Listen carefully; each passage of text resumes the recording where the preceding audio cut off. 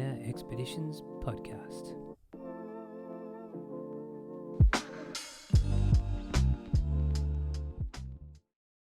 Hey everyone, and welcome back to the Inner Expeditions podcast. I'm of course your host, Aaron Harvey, and just want to say welcome back to the podcast. And if you're tuning in for the first time, welcome to the show. I hope you enjoy what we have in store for you guys. And getting into that, this week my guest is a friend, Shane Coote, who owns a freight and logistics company in town.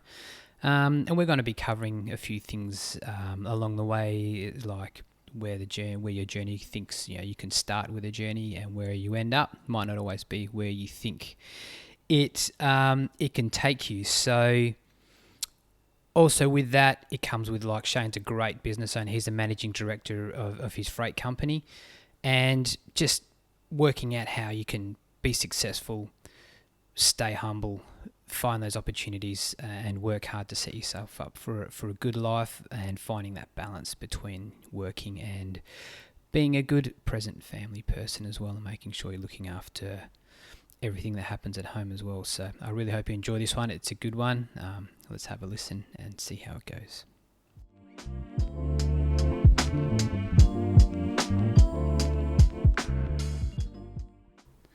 All right, we're back here again with Shane is in today joining us. Super stoked to have Shane in, and I'll let him explain what he does and how that came about. But yeah, super stoked you made it in, bro. Like, I know how busy you are, and just making the time to come in and tell us your story and sort of what drives you and how it came about is awesome, bro. It's a pleasure, mate. Absolute honour to be sitting here with you today. I think most people have been pretty stoked to be asked to come and have a chat to you, so the honour's all mine. Thank you for having me today. No, I definitely knew that I definitely wanted to get you on the show at some stage, and it was just working through and navigating with who was available. You know, you guys are so busy down at Toll and at Exie Freight Yard. It's just super great that we managed to tie it together where we could make it happen. Awesome. We have been chatting about it for a while, and we've found our rare opportunity. The planets have aligned, and we're going for it. Yeah, the families are away. Renee and the kids are still there home in another week and a bit, and your guys are going camping. My mum's camping. Yeah, so perfect. It's good. It's worked out well. Well, I guess I'll let you explain what you get into and what you do and how it all came about, and then we can sort of dig into it a bit more. But yeah. Sure. So I run a business in town called Exmouth Freight and Logistics. I've been doing that for the past 20 years, and keeps us pretty busy. As a bit of the business started up as a bit of a chance encounter. My brother and I were, like most people, passing through Exmouth at the time, all those years ago, in our busted arse old pink Kingswood station wagon on our way to Byron Bay for the Blues Fest, and had all these grand intentions of doing the lap and having this year off and having all this fun. I was fairly fresh out of university, and Simo, my brother, was he had just finished being on the prawn trawlers and then pearl fishing up in Broome at Cape Leveque for a long, long time. So we had spent a lot of time apart, and we were keen to have a bit of an adventure together. So off we set from Bunbury on this big adventure, and a couple of days into it we got to Exmouth, and found an opportunity to start a freight business or take over a freight business. So our intentions to have this great adventure was cut short a couple of days in, and led to us taking over a transport company at the time, which we actually did the deal over the timber at the Trussy, which is like our local RSL here. We ran into this character who had the business at the time. Buff was his name, and we got chatting about how we were on our way to over east, and he was telling us about how he was doing up a bus and wanted to do exactly the same thing as soon as he got rid of this business of his. Anyway, many rums in, we shook the hands, and he took our adventure and we took his business, and the rest is history. 20 years later, we're still running a transport business in Exmouth. Because, when you first, and I never knew this until recently, we started talking about putting an episode together. You just finished uni and you've got a music degree? No, not music. I wish. Commerce in marketing and business management. Yeah. So that's why it was a bit of a chance encounter. I freshly graduated from university and was starting to consult with small businesses and giving them advice, I guess, how to run their business and manage their business. And I felt like, I guess, a bit of an imposter to be so green from university and so young and have such little life experience to then be getting paid to tell people how to run their business. And it didn't really sit well with me. So that's when I had a chat to my brother, and he had just about done his dash with fishing, and that's what we thought we'd set off on a different tangent. So going from a marketing and commerce degree to driving a truck and a forklift and a crane for a living is a complete different tangent to where I thought we'd be, but that's how it all got started, a complete chance encounter. But I kind of love that. I love that, love the story and the journey that found us, I guess. And like I said, the rest is history. 20 years we've been in Exmouth now, and the business is going berserk. It's always busy, and we really enjoy it. Really, it's similar to ours because we were at a similar stage. I think we were travelling around Australia, the same as what you'd set off to do. Me and my wife back then, my girlfriend, we were only still I think 21 or something. And we had stopped here on our way around Australia. I think we'd been on the road about 6 months, camping along the coast along the way. And Exmouth kind of grabbed us a little bit, and we didn't see a business opportunity, but we kept going around Australia, and I just always felt like we would come back to this place. It really grabbed us, and we tried not to let it, I guess, change the way we viewed other places, but we always knew, I guess, we would come back to Exmouth, and that's a common theme, isn't it? It definitely gets its hooks in you. We were just passing through for the weekend, and so many people have that same story, that you come to town and you have a great experience and might be lucky enough to meet some good locals or get out on the water and just fall in love with the place. So I love those chance encounters where you're expecting one thing and another happens, and that was certainly the case for us, especially getting into the transport industry. I mean, like I said, we bought this business over the timber, and so we bought the business and then woke up the next morning and thought, well, we better go and get a forklift ticket and learn how to drive a truck for this business that we've just bought. And we did exactly that. We headed back to Bunbury and got our qualifications so we could run this business that we had absolutely no idea about, and came back up and just made it up as we went, I guess. Worked really hard and managed to get it up and running. So it's I think a good takeaway from that is, your chosen occupation at an early age certainly isn't where you have to end up. It doesn't have to be that path. It doesn't have to be that path. Yeah. Like I said, for us, fishing and then a uni degree to do consulting in marketing and advertising and the sort. Stuck out the degree, but it didn't feel super suitable to me.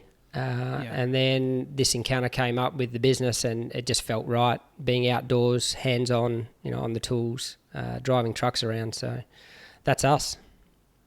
Yeah. Well, the other thing I was going to ask is, like, on the scale of things, like when you took over, like how was the size of the scale of what you took over compared to, I guess, what it is now, what it's grown into? Yeah, sure. So it was, we bought it. The guy pitched it as a complete lifestyle business, They pretty good at doing that up which here, sounded right? great. And look, to tell you the truth, it was. We were working 4 half days a week, so the truck would come in twice a week, and we'd have it done in half a day. You'd deliver all around town, and we'd start early, finish early, and by all intents and purposes have all the rest of the time off. So I guess the first 4 or so years, 5 years we were here, we would be fishing, surfing, diving, having fun, down the pub, catching up with all the local crew and having a really good time. And it wasn't until a little bit later when we met our partners and started considering having a family and starting to think about, creating a little bit of a future for ourselves and for our families is when we started knuckling down, and from there it's gone to pretty much a 7-day-a-week business essentially. Yeah, well, you've got that incentive, I guess, to make things grow and to expand the business. I guess you've come from something that took a pretty big leap of faith initially to even just get started into something that you didn't know a great deal about. So that would have been one whole entity on itself, to then turn into something where, like, okay, where was that vision to go, okay, we need to go to the next level? Like, did it hit you, or did you know? Like, how did it sort of come about? I always knew that I was destined to get into some sort of action in free enterprise. Come from a family where that's, I guess, part of the culture of a lot of our family members is being in business and being in the free enterprise system, and you sort of, we've grown up with that in mind. So for me, it didn't seem like there was any other way but to eventually start our own business. But for me, the motivation to grow the business was more about going hard early. You know, we were only young. We were only 21 and 23 at the time. The whole idea to crank the business up, I guess, was work hard now, play later. So that, you know, I had this vision of finding a partner and having kids, and then being able to slow it down and take it easier later in life. Yeah, sure. And that was certainly my motivation. It wasn't, you know, it's not all about the money. My particular motivation, I remember at the age of about 25, I think my brother, him and his partner had just got pregnant, and they were having kids, and I started feeling like, oh, I really want to have kids one day, and that having that feeling of, you know, wanting to provide for a family and get that done nice and early so that you can spend maximum amount of time with your kids as they get older. Sure. You know, people from our generation, I guess, you know, born in the 80s or earlier, a lot of us have grown up with very hardworking parents where you don't see a lot of them. It's a common theme amongst a lot of people our age, where it's been work, you know, for the intentions of providing for the family. So for me, it was like, well, I would really love to spend maximum amount of time with my kids as they grow older. Yeah.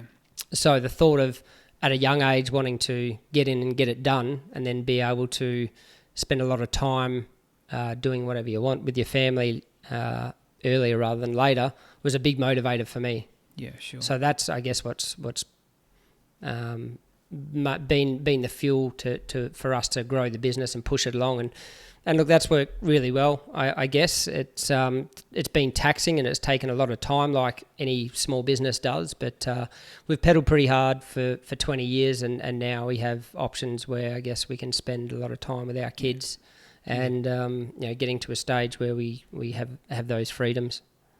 It's so good that you've got that, and you've worked towards it and had the vision to see that early on. Where, you know, Exmouth it's a lifestyle town, and very few people have the option for full-time work. A lot of my friends work away doing, you know, marine work, or, you know, supply chain for oil and gas companies or mining. There's not a great deal of full-time work. Business owners, obviously, being a tourist town, can do pretty well for themselves on the tourism side. But if you're looking at living in town and working a full-time job elsewhere in town, it can be quite hard. It is, yeah. There's not a huge amount of opportunities in Exmouth, so you can either work away, which again takes you away from your family, the upside being a little bit more money. You can have a great lifestyle job working locally, if you're lucky enough to work in the marine industry with the whale sharks and diving. That seems really appealing to me about now. Yeah. I think I'd like to do that. The downside is that you know, it's a little bit seasonal and hard to support a household and a family here. So I guess, yeah, the option for a lot of people is going into business. And what I find really interesting and the common thread from what I've been hearing of your podcast and what I've been really enjoying is listening to what makes or what motivates people to get into business. You know, you had Dr. Clay Farley on, which was an episode I really enjoyed, and him and his wife got into business, starting the Exmouth Wellness Centre, and you know, his motivation was, his sort of training and dealing with his own sort of health issues, and became interested in his own body and learning what works for him and healing and that sort of thing for his own knowledge. So he got into business, I guess, starting by his self-healing, which is an interesting motivation. You know, you had Jess Smith on, who, you know, her intentions were probably a little bit more noble than most. You know, she's sure. got that whole environmental tact and wanting to go carbon neutral and you know, provide the best for our local environment, which is an amazing reason to go into the business that she's gone into. You know, and even Andre, who was one of your earlier guests on, you know, he just had an early passion for being underwater. Yeah, and he's created what he does in his business, and to keep him doing what he loves. So yeah, it's interesting when you ask about what motivates someone to get into business, because I don't know, I think you have to have your head read sometimes when you're embarking on that journey to going into your own business. It's a taxing beast, but yeah, everyone's motivations are a little bit different, and I sort of love hearing what people's reasons are for doing that. Well, it's been such a good journey, because you're learning what makes these, like you said, you nailed it. Like, I was, you know, really aware of that until we sort of chatted before the show, and you brought it to my attention, which is really great. Thanks. But what people are doing is A, to start a business in itself is daunting enough, but then B, doing something that you enjoy and that you're passionate about, and hoping that, is there enough interest in a small town with, you know, not too much industry other than tourism, is how are you going to make this work, and how will it go down? Obviously, not only in the peak season, but when things are quieter and there's no tourists in town, how are you going to be able to sustain the business? And then you throw COVID in on top of all of that, and you hope that all these great new ideas that have just flourished don't close down with, you know, with all these things going on. It's such a great thing to have. Look, the business fraternity in Exmouth is really unique. It's really resilient for exactly those reasons. You know, it's a seasonal town where we have a massive influx of people, and I guess businesses do probably 75-80% of their trade in maybe 50% of the year, which is getting a little bit better, you know, as tourism grows. But historically, you know, the town used to shut down in November through February, and there'd be barely any people left. So businesses in Exmouth have to get really resilient and creative and continue to reinvent themselves, which is another thing I find fascinating. You know, if you're stuck with one idea and think, well, that's the product or that's the service I'm going to stick with, generally it's not going to work. It might work for a short amount of time, but then you kind of have to grow and tweak and evolve your product or service to the point where you might even need to change it completely, so that, you know, you can keep your business up and running. And a lot of the small business owners do an amazing job at that in town. As you learn, what the market is, and to sort of cater for that. Yeah, exactly. I mean, we when we started the business or bought the business, and it was just unloading a Wesfarmers truck twice a week, you know, that was it. We'd had one bunky old 5-ton truck and a forklift, and that was us. But after a while, we realised we wanted to grow the business and that there was other opportunities, and we slowly grew into providing project logistics, some for the offshore industry, some for the local construction industry, a lot for the research that goes on offshore here. And you find these little pockets and these little opportunities that you can service, and these people really appreciate when you do that. So we went from unloading these trucks to, you know, offering some storage and warehousing, to offering waste skips, you know, controlled waste transport, and then craneage, and just all these things that, now that I say them out loud, it's kind of crazy that we do everything that we do. And I would never have thought we'd be doing any of that at the early stages. But if you sort of stay receptive and open to changing your business and what you do, you find that there's lots of opportunities. And I guess the tourism industry is no different. There's lots of different people coming up to this place, and there's lots of different types of people and different needs, and there's a lot to do up here. So yeah, you see all these different businesses change to take advantage of that, I guess. What's so good about what you guys do? And I noticed when I worked for you, I mean, when I got out of mining, you were the first guys to give me work in town, which I'll always be grateful for. It not only gave me work in town, it also gave me a new sense of purpose and learning how to cope in a world outside of FIFO, where I was gaining my confidence back. And you guys were just so great for my state as a whole. I would just always be so grateful for that opportunity. But what I was noticing while working for you guys around the place was that you guys were kind of like for a company coming into town and looking at setting up a project or a few things, you're almost like a one-stop for these guys, because you didn't just do freight, you could do bins and crane work, and it was like these guys were just, you're like a project manager's dream come true. There's like, well, these guys can do this, and it's like you learned how to evolve and pick up those little extra bits and pieces where there was just that gap for it, and you just picked up on it, and it just became. And that soon became apparent that if we were going to survive, that's what we'd have to do. If we were still being the West Farmers agent, or now toll agent, if we were just doing that, we'd be dead and buried years and years and years ago. So we've done that through necessity, I guess.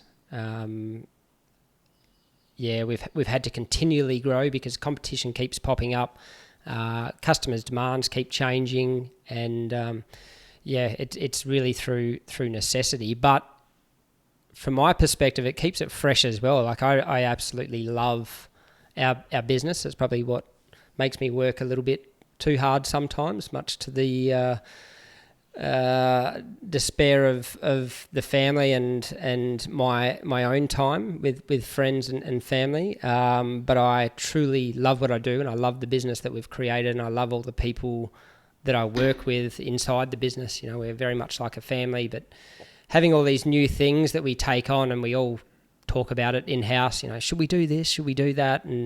And when we start something new, it's always very well considered, but it keeps it really fresh and really enjoyable. So we're not doing the same stale old thing day in, day out. And that challenge is something that I love. And, definitely. In the early stages, you were talking about, intentions and why you get into business.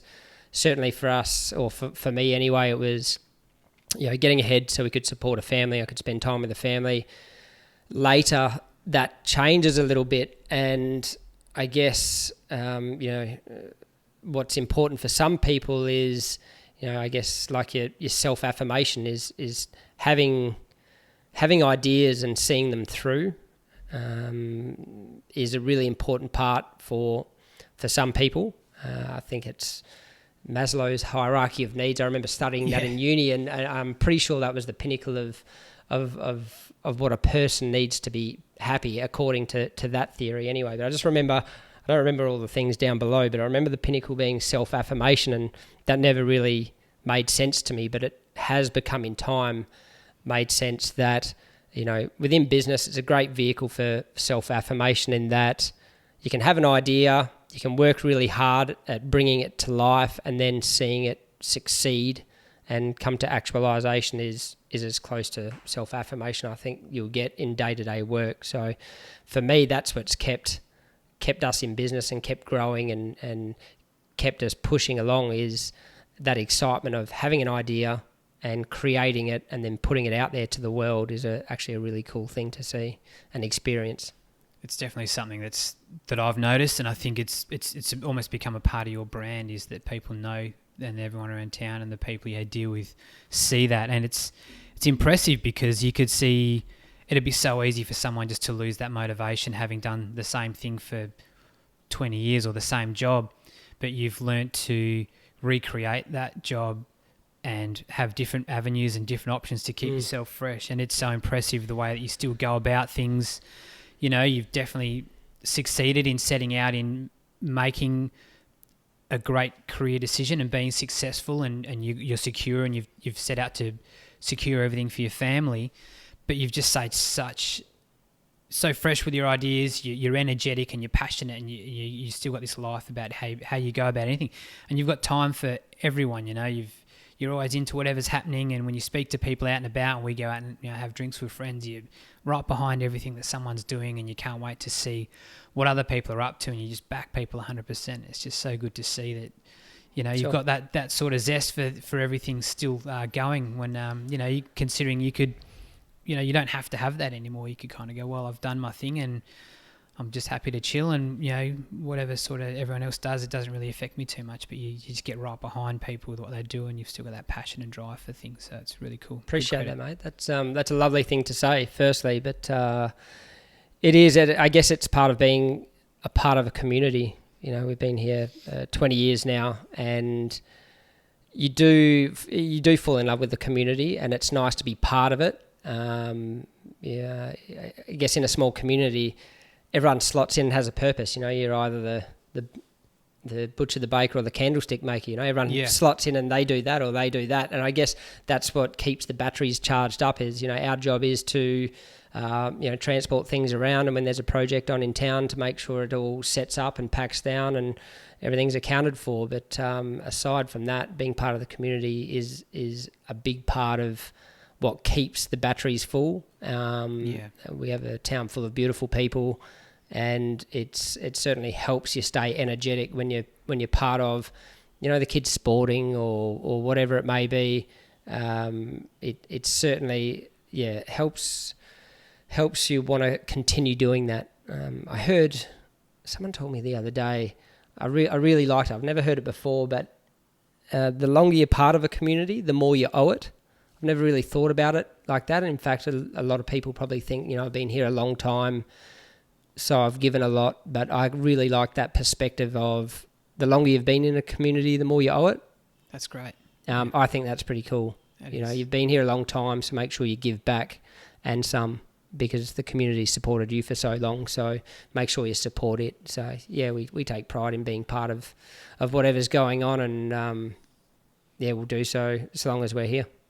It's such a common thing that I'm with, even things that I've sort of watched and listened to recently, that community just keeps popping up. And even though everyone's been so isolated with the coronavirus around the world, where you can make that time for that community. And up here, a lot of us are in the same boat because we're away from our families. We've chosen to move here.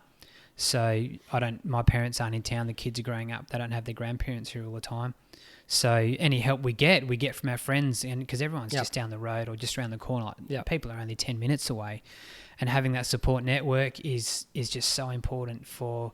It's so true. The community becomes your family, don't they? Yeah. You rely on your neighbour or your good mates or your immediate friends, whoever it may be. When you go through low times or hard times, you lean on them rather than your family, because most of us are orphans, I guess, in that we don't have family here. So you do really learn to rely on your friends in good times and bad, which is a very special part of being, having a small community. The community is your family. Yeah, definitely is. And it's really great. It's really blossoming now, and Exmouth has improved on that from when I first came up. I think I came up in about 2001 on our way around, and it's changed so much in that time that so many more people here have moved here to start families, and it's becoming such a good little town. It's amazing. So that's great. the year we rolled into town, so same sort of timing. That's when you were passing through. Yeah, we pulled up in Coral Bay. I think we'd been staying down on the coastline down at the Warra Station where you can camp on the beach, and we'd been down there about 3 or 4 weeks. And by the time we got to Coral Bay, it was school holidays, and they were just screaming out for staff. And with my horticulture background, I just jumped straight in, and Renee jumped in, helping out with selling tours and stuff like that and accommodation. So it was really cool. Certainly has changed since then. It has. It's grown somewhat. Yeah.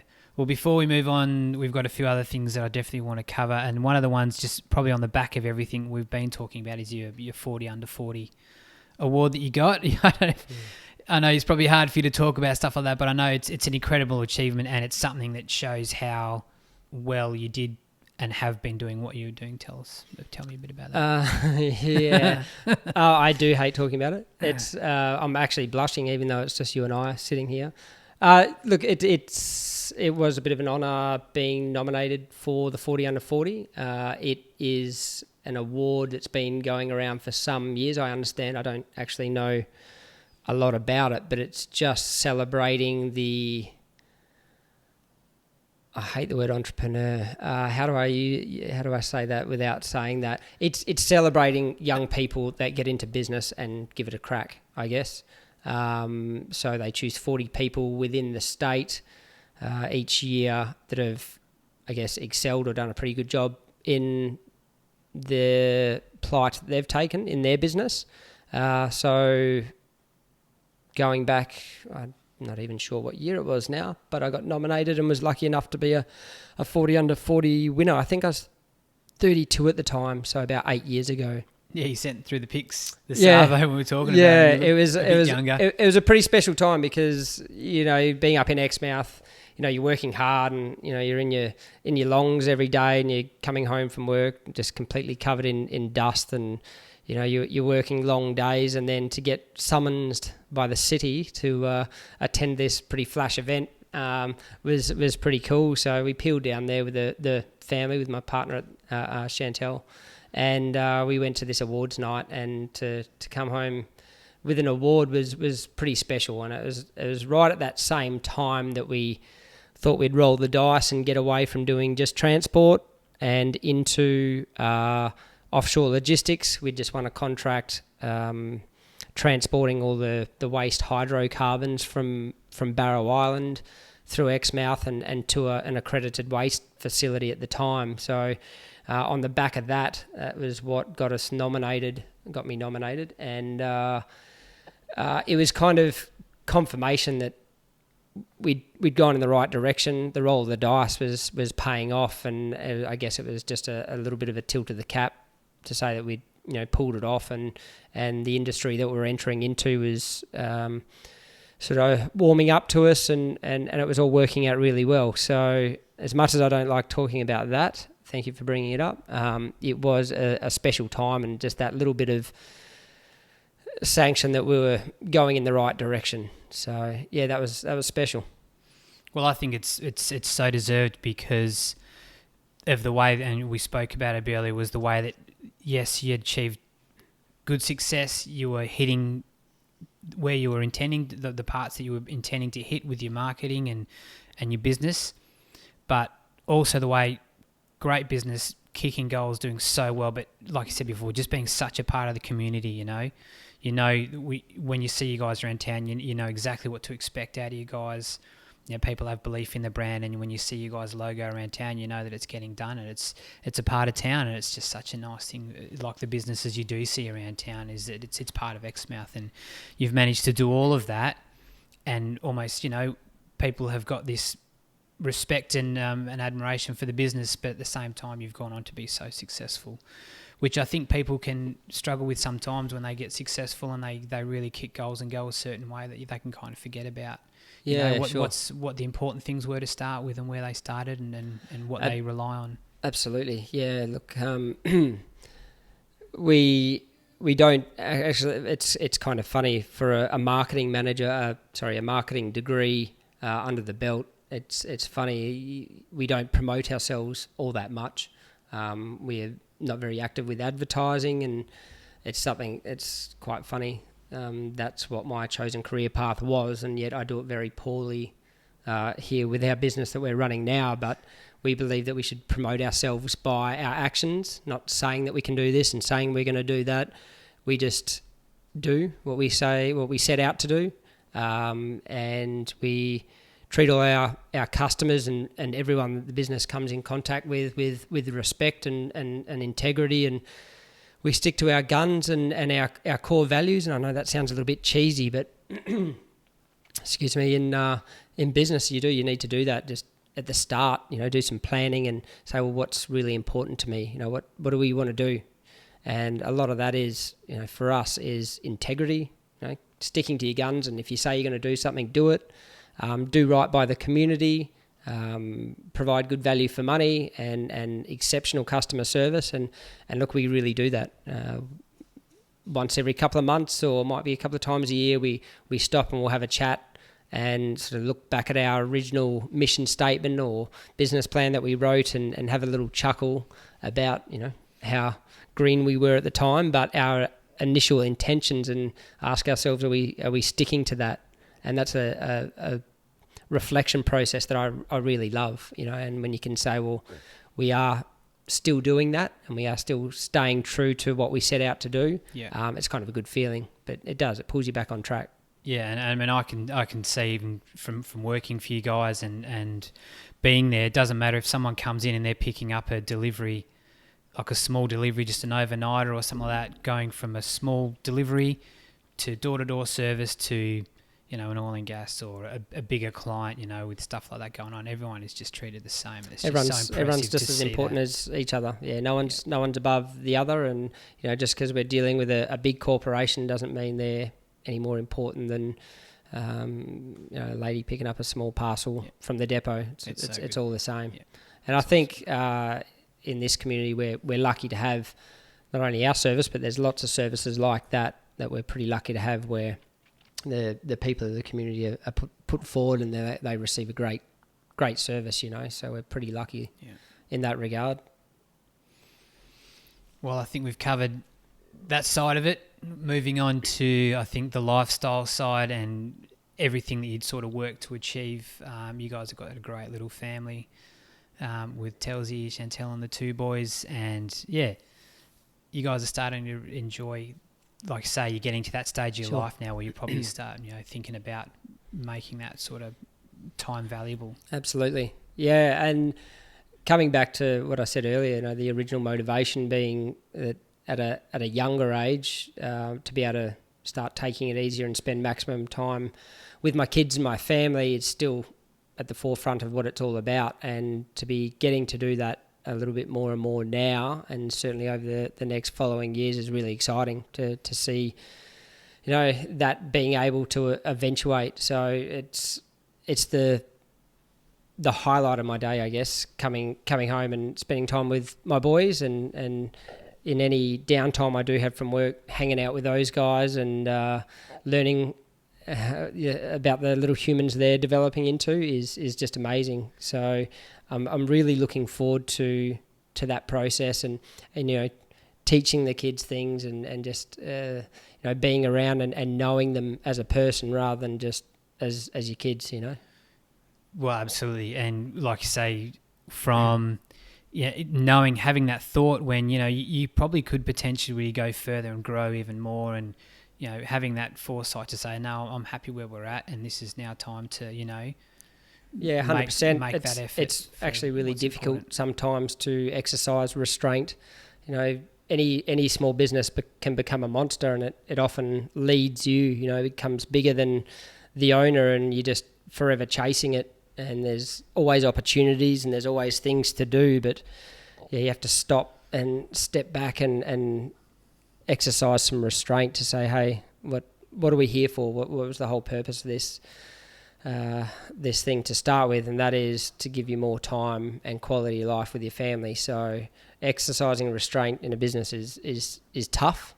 Lucky enough for me, my wife Telzy pulls me up on it often, and she's a bit of a hard taskmaster when it comes to tools down, be present, and it's something that we all work on. I think it came up with Clay as well in his interview about being present at the end of the day. I think that's something that all young mums and dads do struggle with. You come home from a manic day and coming home and saying, okay, well, the day's woes belong to the business. They don't belong to your family. So leave them at the door and then, walk in and try and be as fresh as you possibly can and just be present. Don't answer your phone. Don't continue working when you get home. And that's something I probably work really hard on because I used to be not so great at it. But certainly being home and being present with the kids is super important. So I think it goes so much with the change in how, like, even our relationship with my kids have grown, because it's even not even work. Sometimes it's just life. If you're building a house or you got things on the go, and it's just always in the back of your mind, and if you just let it sit there and eat away at you, it's really hard to have that presence of mind to be 100% with your family and your kids. Absolutely. When you can't do anything about that at the time. Sure. So it's let it go. deal with it when it's time to deal with it and be there for your kids, because I put a lot of pressure on ourselves once I finished working away. I just wanted to pack up and buy a bus and just go travelling again, Sure. like we did before with the kids. And I put a lot of pressure on myself to make that happen for a while. Just wanted to sell the house and just go. And I really struggled with that because I was putting that pressure on myself, and I was really struggling to, I just wasn't myself. I just wasn't as relaxed as I normally am. But I think once I let that go and I thought, hey, all that they need is my time. Whether it's at home, whether we're travelling, whether this life I think I deserve my kids to have, which they have a great life up here with being outside a lot, and all they want at the end of the day is just 100% of your time, your undivided attention. Absolutely. Which I'm so glad I had as part of my journey and Renee's journey, moving back into everyday life, away from working away and everything else. We've learned to take that pressure off ourselves and just be there for them, and it's just so rewarding. It's not easy. I think everyone struggles with it. It's a real challenge to change your lifestyle. I mean, look at what you've just done with going from working away to just completely turning your lifestyle upside down because you're aware of it wasn't what you wanted, and it was for the betterment of yourself, your health, and your family's happiness. That's amazing. And that's, for me, what's been so inspirational about not only your journey but your podcast is it's a really hard decision to make. It's easy to get in the grind and be on the hunt for the almighty dollar, but to uproot your life and change things that I think everyone suspects they know what those changes are, but most of us, I think 99% of us, just say, well, yeah, that's really difficult. I won't do that. I'll just keep working really hard, and I just need to make that little bit more. Just make that little bit more, and then it'll be easier. If you're going to be honest with yourself, to make those changes, it's a very difficult thing, but a very special thing. So I think you're probably one of the few people that I know that have actually done it really well, and it's a constant work in progress. I guess. Yeah, it's an amazing thing. Well, it was a big couple of years, because what we found was these things that we thought that we needed, when it came down to, okay, if I need to keep having these things, that means I'm going to have to keep bringing in X amount of money. And that really put a price on our lifestyle. And it's like, okay, our lifestyle is costing me to have to be away or to push myself to make this money, where when I put it in that perspective, it was like, okay, I don't really need that much anymore. There's definitely certain lifestyle things that I thought I had to have, or we were certainly very comfortable having. And it was like, okay, when I look at it in that perspective, I really don't need those things anymore. And there's a few things we can dial back on, like going to the beach. Sometimes going to a beach around the west side might be a 30, 40k round trip to get to the other side of town to go to a really nice beach, where Town Beach is 2k's away. So changing our fuel bill. It's still a really nice beach. We're still going to the beach with the kids. Yep.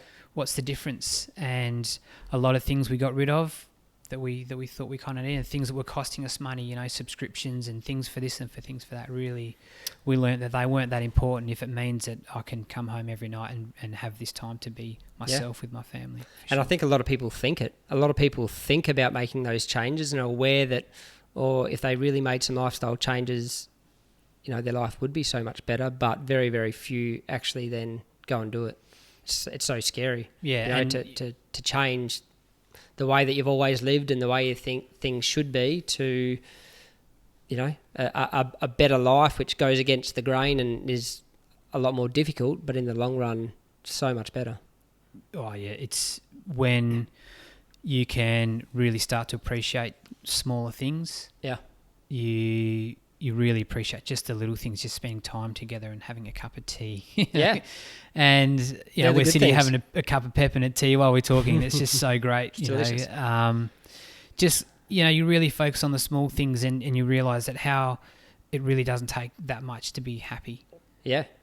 There's a book out there called Backbone by Dave Wagner, which is actually a really good read. And within that book, David talks about Lakota tradition, which is, I think it's a American Indian, Native Indian belief, but the Lakota tradition sort of talks about living your life on two pathways, a red road and a black road, and the black road is narrow and winding and steep and difficult, and not too many people want to take that road. And the other road is the red road, which is wide and it's like a super highway and super easy. And it's a really good analogy of how people choose to live their life. He says the noble path is on this black road that's difficult.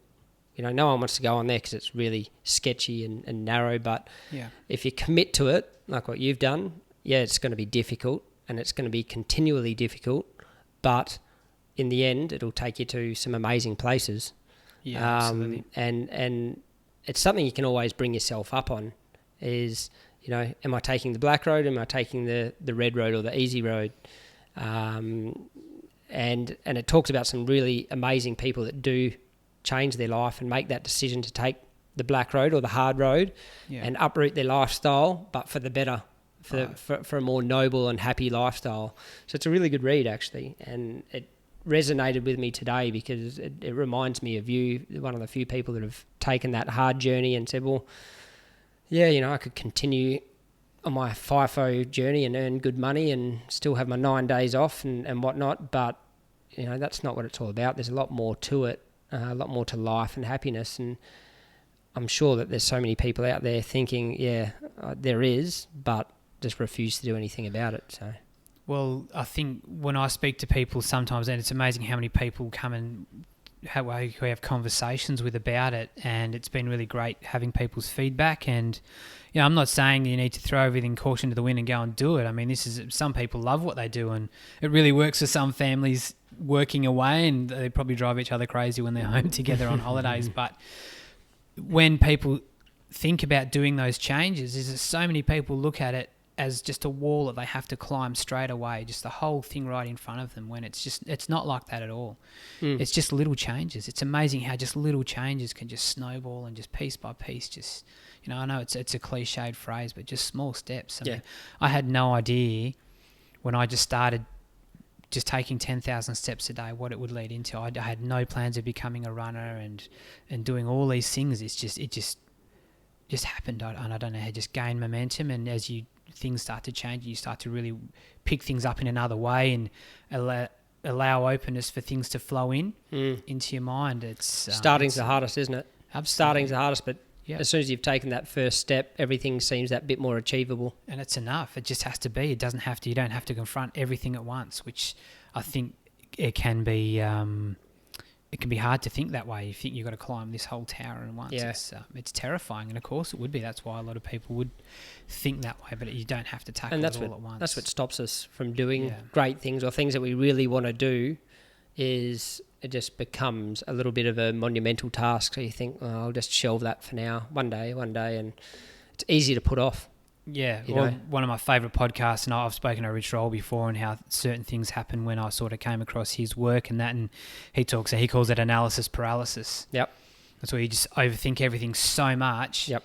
You just forget about it, and you just drop it all together. How common is that? I think everyone can identify with that. Absolutely. Yeah, it just doesn't have to be that way. And that's where, coming back to the whole self-affirmation thing, is such a great thing. Whatever your idea is, giving it a go, starting it, and then seeing it through to finality and seeing it flourish is such an amazing thing, whatever it is. And it can be the smallest thing. Whatever it is. You can just set yourself the smallest task, and just, it might not feel like it's much at all, and you think, it's not even really worth setting that task. But even when you tick that off, amen, man, it feels good. It's good. It does feel good. It is good. And then you go from there. So the sky is the limit. But, look, man, I think we can wrap it up. I think we've nailed it. It's just been so great having you here, and I'm just so lucky that there's great people in town that I can talk to and have these conversations with. And it's like, man, we could be out, having a cup of tea or a coffee or a beer of an afternoon, and it's like, man, I need to start recording this stuff. Absolutely. I'm just so lucky that there's so many great people to draw on for experience, and so lucky in town that we have a range of people that only have started new lives up here or continuing lives, that there's so many people leading extraordinary lives here. which is just I agree. just so great to be able to reach out to help aid, support me with what I'm doing with this show. So I'm hoping that is what comes across when you're listening. Keep on keeping on, mate. We'll be listening. Thanks, man. Just huge gratitude for coming on. I mean, you're so busy, and I know what it's like, and you know, your family time, your work time, it's so important and it's so valued. For your family giving you time to come and speak to me, and you know, turning that phone off for an hour Amen. to come in and chat. It's so good. So look, I just want to say thanks very much, and it's just so great to see you still out and about and supporting everyone and doing what you do. It's the town definitely wouldn't be the same without you guys either. Pleasure. It's been fun. Thanks for having me, mate. Cool, no worries. I'll stick around, guys. We'll do a quick debrief after the show and a quick chat. It's been a little while, so I can't wait to catch up and talk, guys. I'll speak shortly after this.